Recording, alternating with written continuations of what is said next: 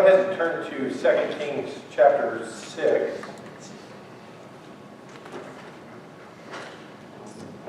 And while we were on the trip, of course, for those of you who have been on, how many have been on cruises? Yeah, and what's the big thing about cruises?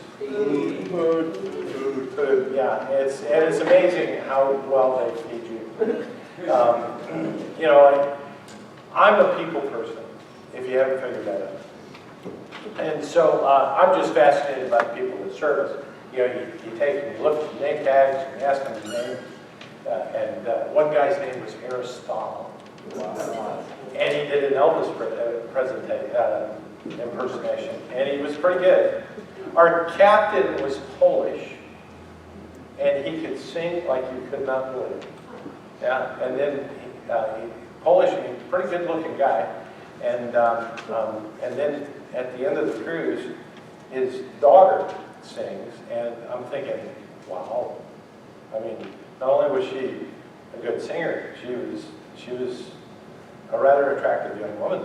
I mean, it was just like, well, I'm thinking genetics. Wow, what's mom look like? And then I met mom, and I understood. So, wow, it was just amazing. And but while we're eating, you know, and it's buffets, and then there's the dinner. You know, Suzanne made me take my tux. I had to take my tux. That's so silly. Do you know how much is involved in it? It's a coat, it's a vest, it's pants, it's suspenders, it's the patent leather shoes, and you're trying to load this on in a suitcase to take it across the country, actually to another country, and then live out of for 2 weeks. And you know, I'm just saying, what a waste of space, right? I'm just. Formal night? Yeah, she was big on making, well, we're back to the food. So we're eating this food, and I'm just thinking, I'm fat as a pig. Man, we're going to pay for this when we get off. We had one guy at our table, he would order like 3 and 4 and 5 desserts each night. No, Roger. That was Roger. So anyway, you know, we're just thinking, we're going to pay the price when we get home. Suzanne comes to me yesterday and she says, I weighed myself. I didn't change. What? Yeah, she didn't change. I lost 10 pounds. Yeah, we can do that. So I just double dog dare you can do that. So I don't know how it happened, but because I don't buffet for breakfast, but I was buffeting for breakfast and for lunch. And it's just, and buffets, by the way, are not a great way to buffet your body. That's all I'm saying. So 2 Kings chapter 6, and we're going to see a famous prophet. We haven't spent much time in the Old Testament this year, and we're going to see a famous prophet. This guy, you've heard his name. He has a partner, or had a partner. And, you know, you just, you know a lot about these two guys. But this one, there's a ton of great stories in the Bible about Elisha.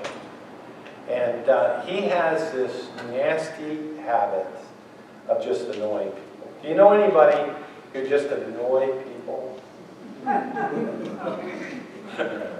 Oh, we won't pick on Sharon. Oh, Gina, she's not even in the room right now. It's not fun to pick on her if she's not in the room. It is, but it's more fun if she's in the room. So anyway, Elisha is an annoying personality for the wrong sort of people. I mean, if you're against God, and particularly if you're attacking God's people, you just don't like Elisha, right? So we're going to pick up at verse 8, and we're going to see just how Elisha gets in the way.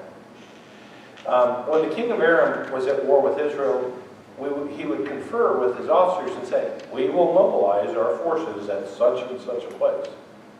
But immediately, Elisha, the man of God, wouldn't that be great? That you live your life in such a way that, you know, Rick Page, man of God. right? That is your lifestyle. It's not Rick Page, butterfly collector. No, Rick Page, man of God. And that's Elisha. Elisha, the man of God. Just what a great designation. Would warn the king of Israel, do not go near that place, for the Arameans are planning to mobilize their troops there. So the king of Israel would send word to the place indicated by the man of God. Are you starting to see what's going on here? Time and again, Elisha warned the king so that they would be on alert there. Do you think the king of Aram is getting upset? But do you think he's frustrated? I would think so. So that they would be on alert there. The king of Aram became very upset over this. Color me surprised. He called his officers together and demanded, which of you is the traitor? And who's going to volunteer? I just kind of wonder how smart the guy is. Anyway, if he's asking a group, you send spies after your spies after your spies. I don't know. So, he became very upset over this. He called his officers together and demanded, which of you is the traitor? Who has been informing the king of Israel for my plans? It's not us, my lord the king, one of the officers replied. Elisha, the prophet in Israel, tells the king of Israel, even the words you speak in the privacy of your bedroom. Really? Go and find out where he is, the king commanded, so I can send troops to seize him. And the report came back, Elisha is at Dothan. So one night the king of Aram sent a great army with many chariots and horses to surround the city. When the servant of the man of God, and who are we talking about here? Well, the man of God is Elisha, but it's his servant. You're the guy, I just finished watching, I got hooked on Downton Abbey. I'm sorry, I got hooked on, I didn't know what the big deal was. Everybody was talking about Downton Abbey this and Downton Abbey, and I never watched it. How many have watched Downton Abbey? Do you even know what I'm talking about? How many people, you watched it? I'm impressed. That's cool. I'm not surprised that you do. Yeah, it's a great show. And I got interested because the movie's coming out in September. And it's about 1920s British aristocracy. And people at that time lived, they had servants who would help them get dressed and undressed. I don't know if I need that. Do you? It's just kind of interesting. It's a completely baffling lifestyle to me that you need it. And it's just, it's a great story because it just shows their lives and how they intertwine both the servants and the aristocracy and it's just interesting. Well, here's Elisha, and he's got a servant. He's got a guy who's helping him out. And the king of Aram has sent this great army. And so, verse 15 again. When the servant of the man of God got up early the next morning and went outside, he's checking things out. Keep in mind, no indoor plumbing, so that might be why he goes outside. Okay, so he goes outside, what does he see? He sees this army. He went outside, there were troops, horses, and chariots, where? Everywhere. Oh, sir, what will we do now? And here's a little indicator. The young man cried to Elisha. So, he's a kid, basically. He doesn't have Elisha's experience. And given that Elisha is he's very unique. I mean, he is designated the man of God. It's likely that the young man also did not have Elisha's great faith.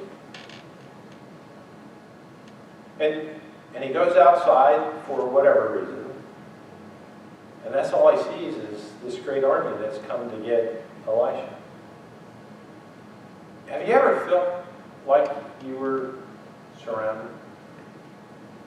Are there times in your life where you just kind of feel like, man, there's no way you can get out of whatever mess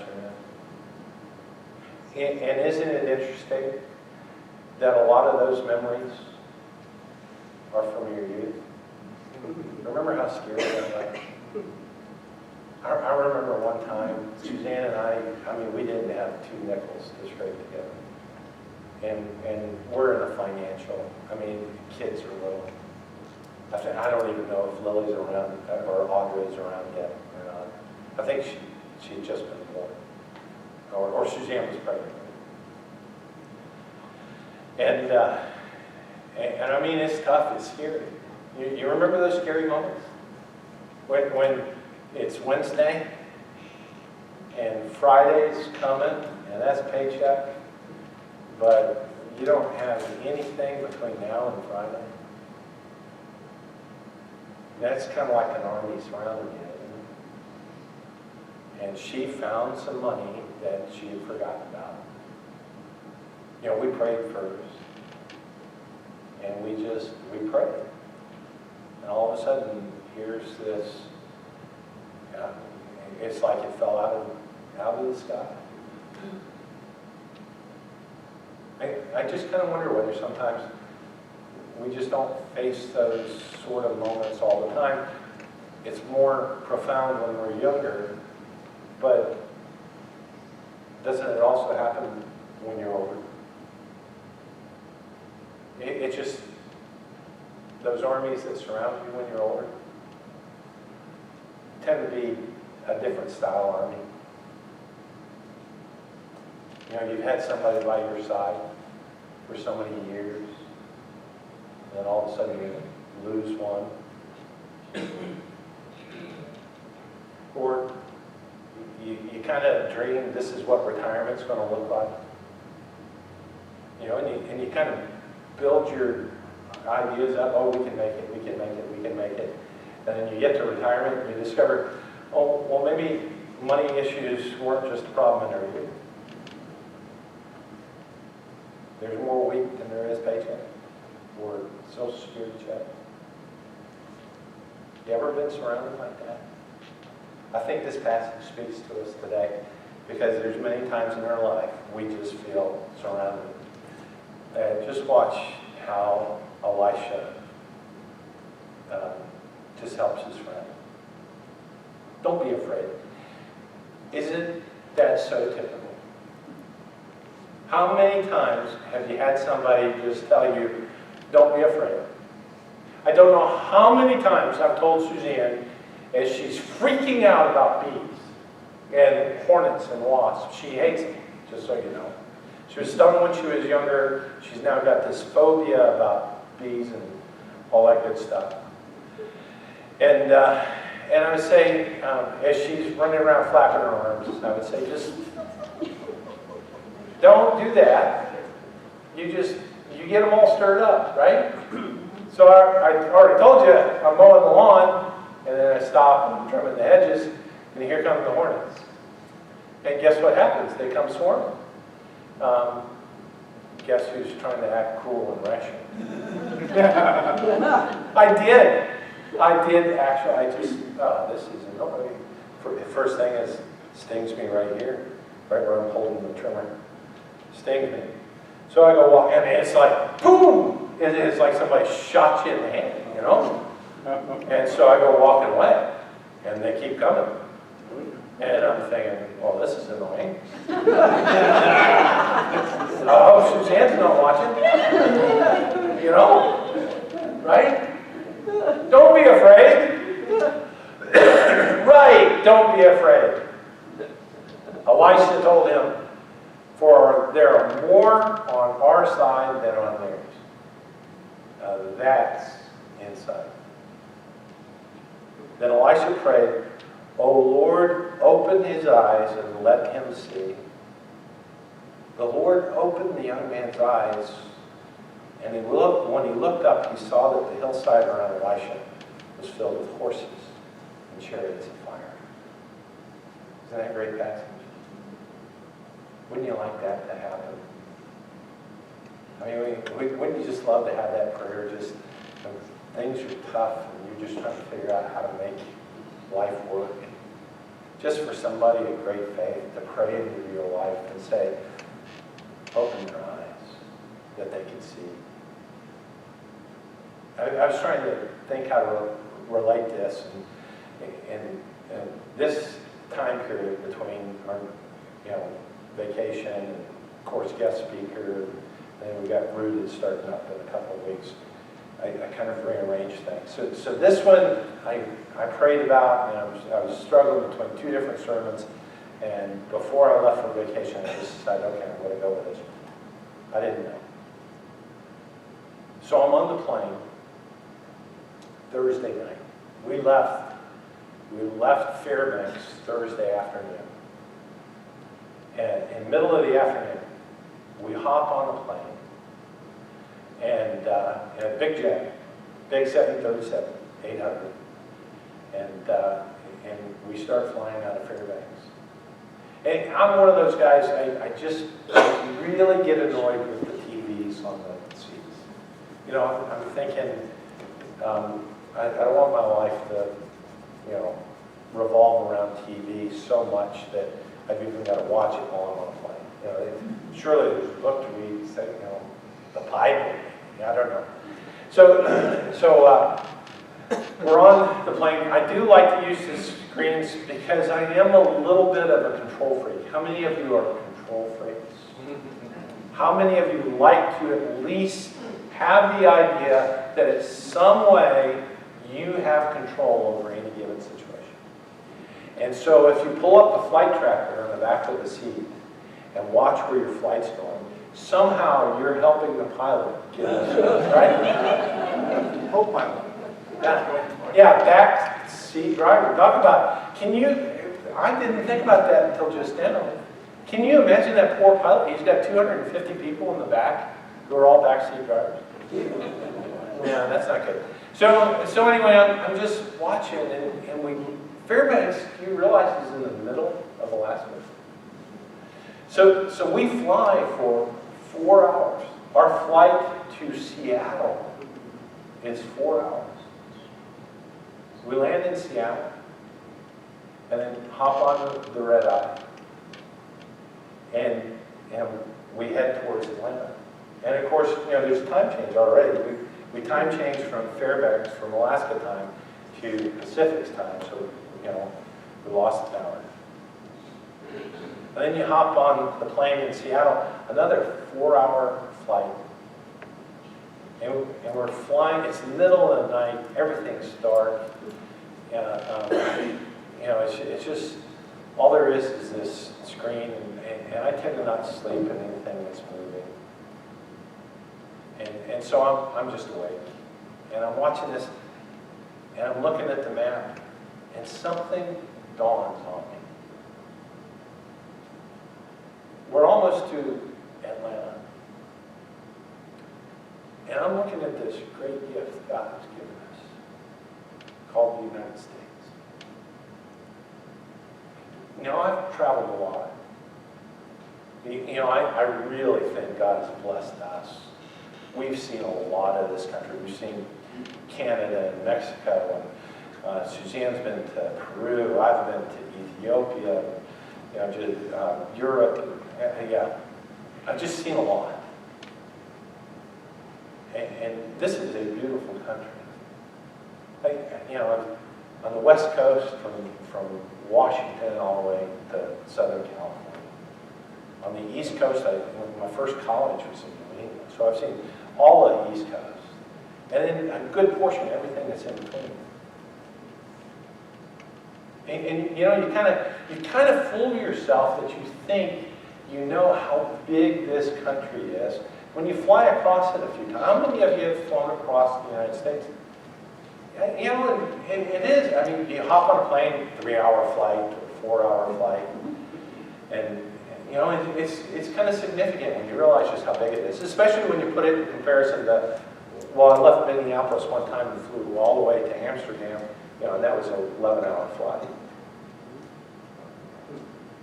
And I'm on this flight, I'm realizing I'm doing Minneapolis to Amsterdam, and all I've gone is from the middle of Alaska to Atlanta. And it's almost the same distance as Minneapolis to Amsterdam. And then I'm looking at that map and I'm realizing, well, there's a whole vast portion of Alaska off to the northwest. If we added that in, how many hours would that extend the trip? And then, well, I'm from Florida. I grew up in Florida. If we added all that distance all the way down to the Keys, what kind of distance would that be? How vast, just from tip to tip. I mean, I've driven across Montana. Montana's a big state. It's the fourth largest state geographically in the United States. And I've driven through the four corners of Montana. That's big when you drive. But when you get that God's eye view of how big something is, like the United States, what He's gifted us with, it just kind of took my breath away.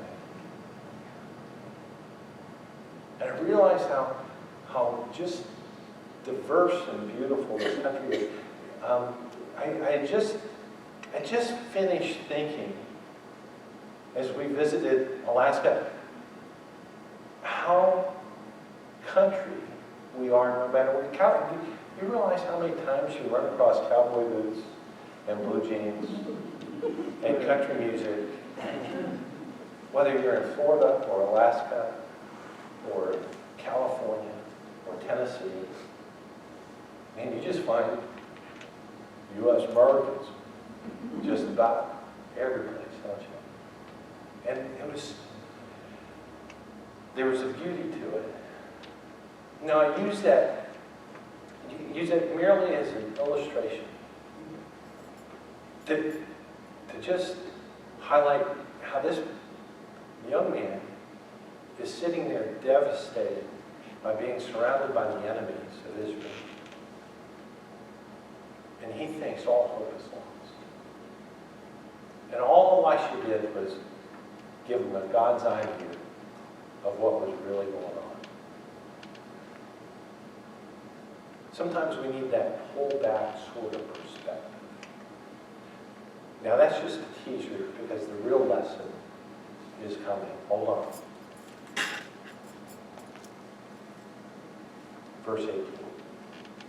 As the Aramean army advanced toward him, Elisha prayed. What did he pray for his servant? Open his eyes. Oh Lord, please make them blind. So the Lord struck them with blindness as Elisha had asked. Then Elisha went out and told them, you have come the wrong way. This isn't the right city. Follow me, and I will take you to the man you are looking for. And he led them to the city of Samaria. As soon as they had entered Samaria, basically they're a defeated army at this point, Elisha prayed, oh Lord, now open their eyes and let them see. So the ones who had been the intimidators are now intimidated. So the Lord opened their eyes, and they discovered that they were in the middle of Samaria. When the king of Israel saw them, he shouted to Elisha, my father, should I kill them? Should I kill them? What would you want to do with your enemies? What would you want to do with those who differ from you? How do you think people who particularly are antagonistic towards you? I confess this morning, I think I had left, I thought, I had left behind a lot of my tendencies to want to just punch people. Until our flight to Atlanta, we carried the body of a fallen soldier. I don't know the details. I don't know where the soldier fell. Don't even know male or female. All we know was we had a casket on board, and in Seattle, they notified us that the casket was being loaded on, and there's a ceremony, and Delta's got, they've got a whole complete setup just for handling the casket. And then we got to Atlanta. And before we land, the captain warns us, he says, now remember, we've got this fallen soldier. We're going to get there, and there's this entourage, and they're going to take the casket off. And all we ask, 250 people who have been flying for 4 hours, all we ask is we're going to leave the seatbelt signs on, and we ask you to remain seated to honor the fallen soldier. Just a sign of respect, only a couple minutes. Just a couple minutes.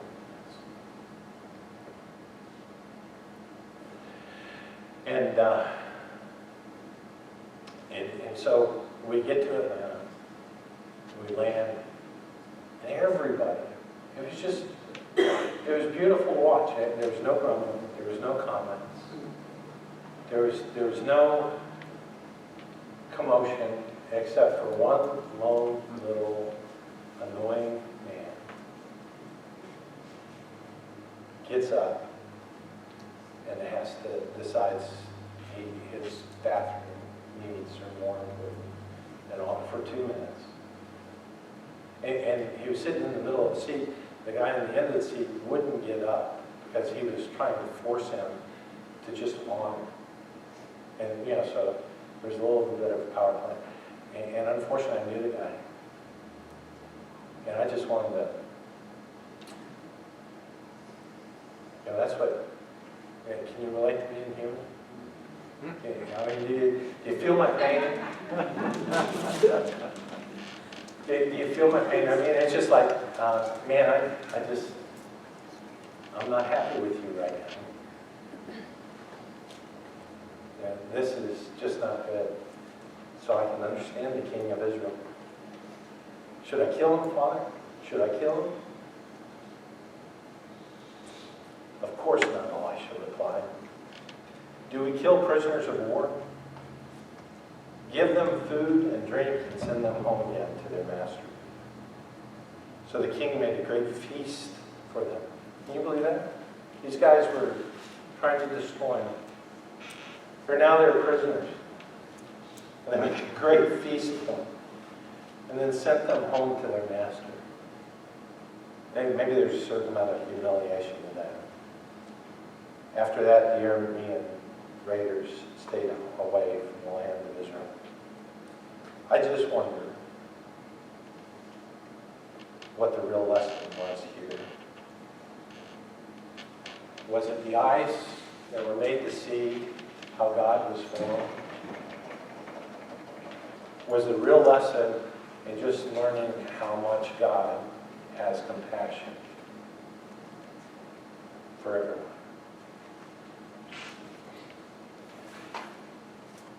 On our final night on the ship, it's the farewell night, and I told you our captain, good-looking guy, and not only could he sing, he was actually a frustrated metalhead.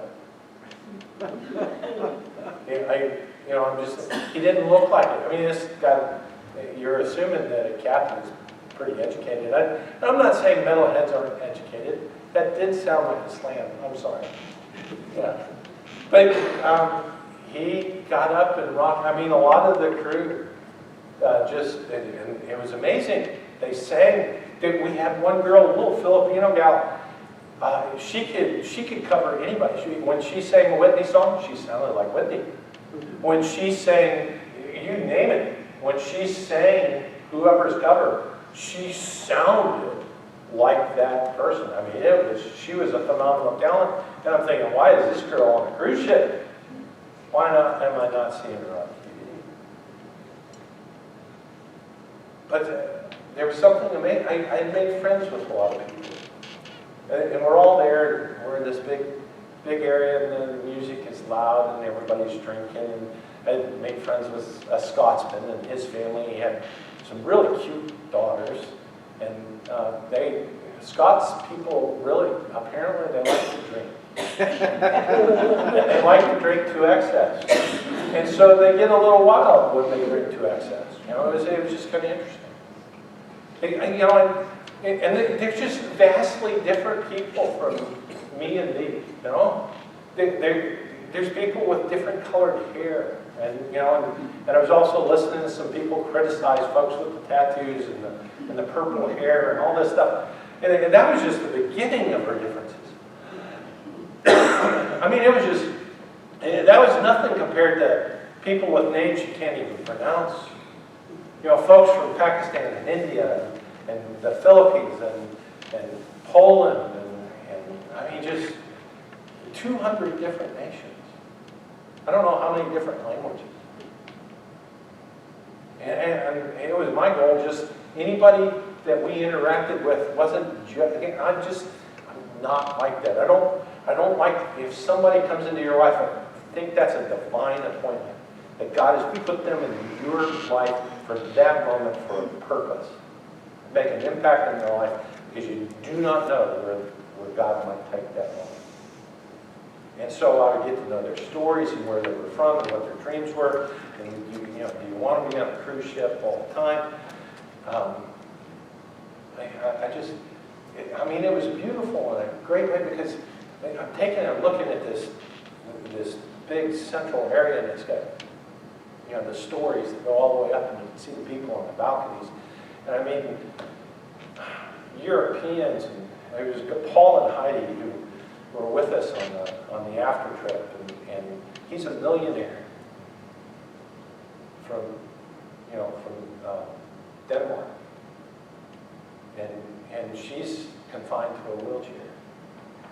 And it's just amazing how much he just loved and doted on his wife. And we're hanging around with this guy whose company is worth $200 million a year, and you know, just a super nice guy, the nicest guy. He had T-shirts all the time. You never know he was a millionaire. You know, unless you talk to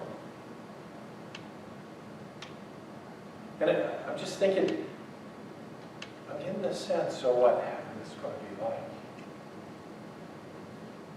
Because in Revelation, there's two important chapters, 21 and 22. It just describes the new heaven and the new earth. And all the nations of the people are there. Really, every skin color you can think of is going to be there. Every language ever spoken on the face of the planet is going to be there.